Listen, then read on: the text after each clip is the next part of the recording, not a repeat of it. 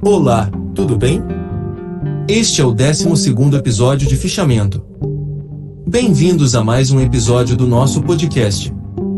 Nesse episódio apresentamos o livro Comportamento, de Robert Sapolsky, um neurocientista que nos leva a uma jornada pelo cérebro humano para explicar por que agimos da maneira que agimos. O autor apresenta uma perspectiva sobre comportamento humano em como ele é moldado pela biologia.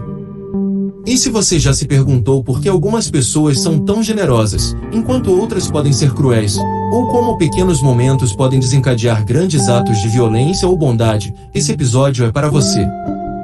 Sapolsky começa seu livro com uma questão simples, mas profunda.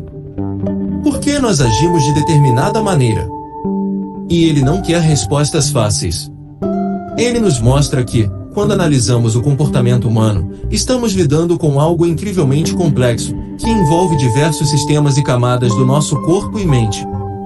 Não é só uma questão de escolha consciente ou instinto biológico. Nossas ações são o resultado de uma teia intricada de influências, do ambiente em que vivemos, das experiências que acumulamos, das nossas interações sociais e, claro, dos processos biológicos que ocorrem em nossos cérebros. Então, pense comigo, se nossas decisões são influenciadas por fatores tão diversos, até que ponto temos realmente controle sobre nossas ações? Será que somos tão livres quanto gostamos de acreditar? Ou será que nossas escolhas são, na verdade, o resultado de processos que nem sempre conseguimos perceber conscientemente?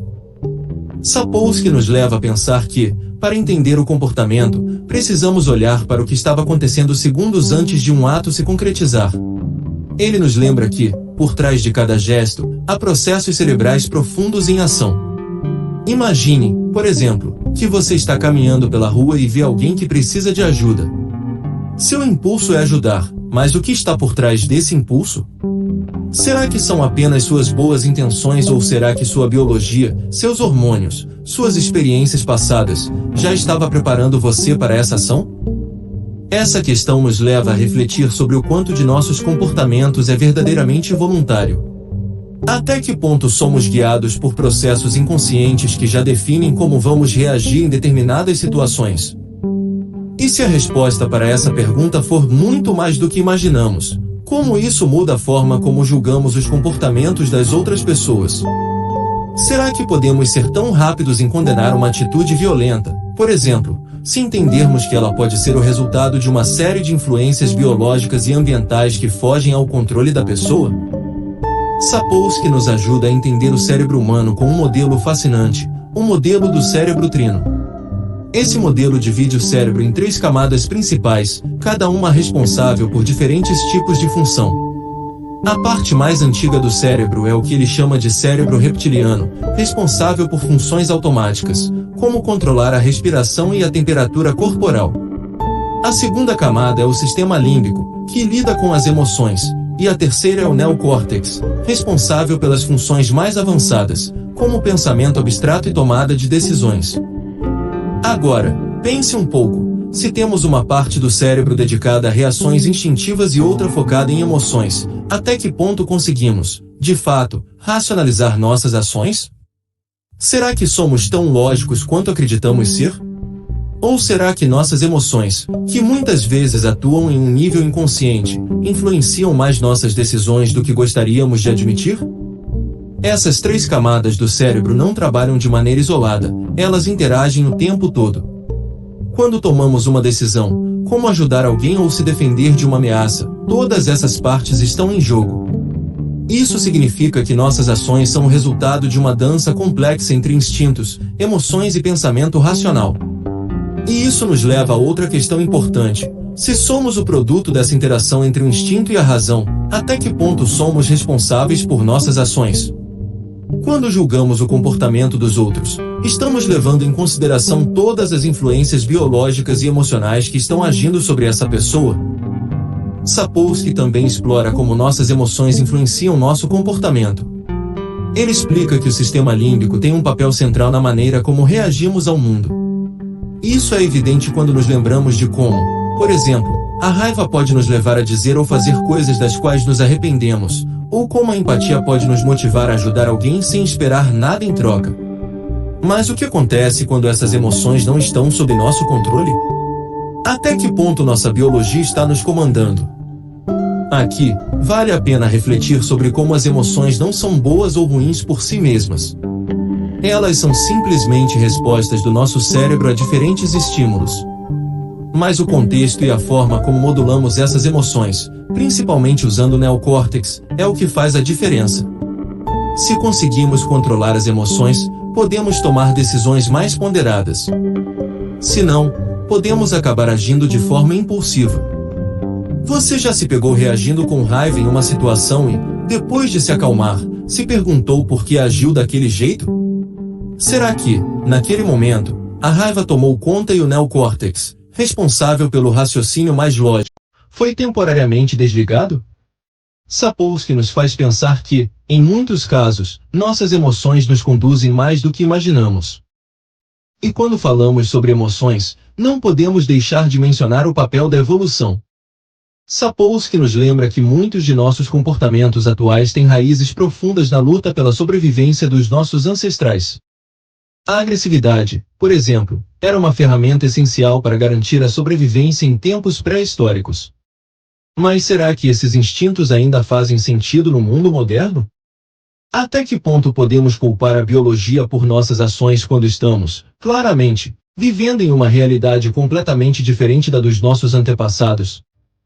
Aqui surge outra reflexão importante. Se muitos dos nossos comportamentos são herdados da evolução, como podemos superar nossos instintos para viver de acordo com os valores e regras da sociedade moderna? Será que é possível ignorar completamente esses impulsos primitivos? Ou será que sempre estaremos, em algum nível, à mercê dos nossos instintos biológicos? Outro ponto central que Sapolsky levanta é a questão da violência. Ele nos desafia a pensar sobre como, em algumas situações, a violência é vista como algo aceitável ou até glorificado, enquanto em outros contextos ela é completamente condenada. Isso nos leva a uma reflexão interessante. Se a violência pode ser tanto condenada quanto celebrada, dependendo do contexto, como podemos definir o que é moralmente certo ou errado? Será que nossas percepções sobre o que é certo e errado são, de fato, tão claras? A ambiguidade da violência nos leva a questionar nossa própria moralidade.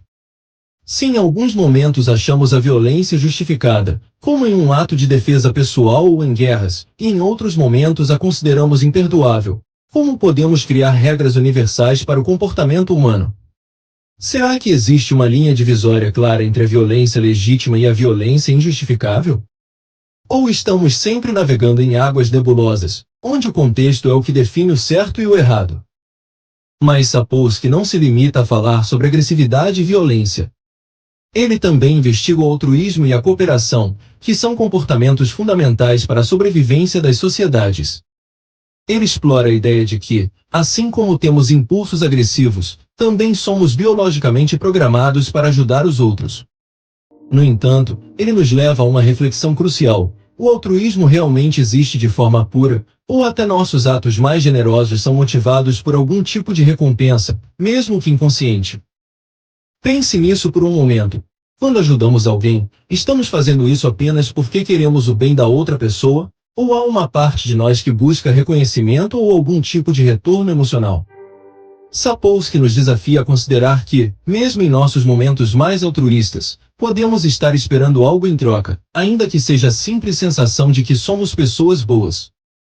E isso nos leva a uma questão ética ainda maior. Se entendermos que nossas ações, tanto boas quanto ruins, são influenciadas por fatores biológicos, até que ponto podemos responsabilizar as pessoas por suas atitudes?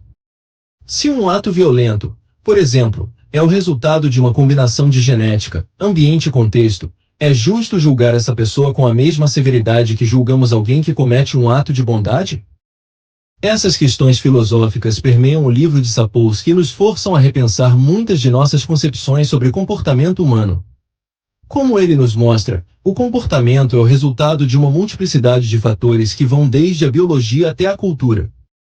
E, quanto mais entendemos sobre como esses fatores interagem, mais podemos construir uma sociedade que promova a empatia, a compreensão e a justiça. Para concluir, a mensagem de comportamento é clara. Não há respostas fáceis para entender por que agimos como agimos. Nossas ações são o produto de uma rede complexa de influências que vão desde os hormônios circulando em nosso corpo até as normas sociais que seguimos. E se queremos criar um mundo melhor, onde a cooperação e o altruísmo prevaleçam sobre a agressividade e a violência, precisamos primeiro entender o que está realmente por trás do comportamento humano. Então, depois de tudo isso, fica a pergunta para você, ouvinte: até que ponto suas ações são verdadeiramente suas?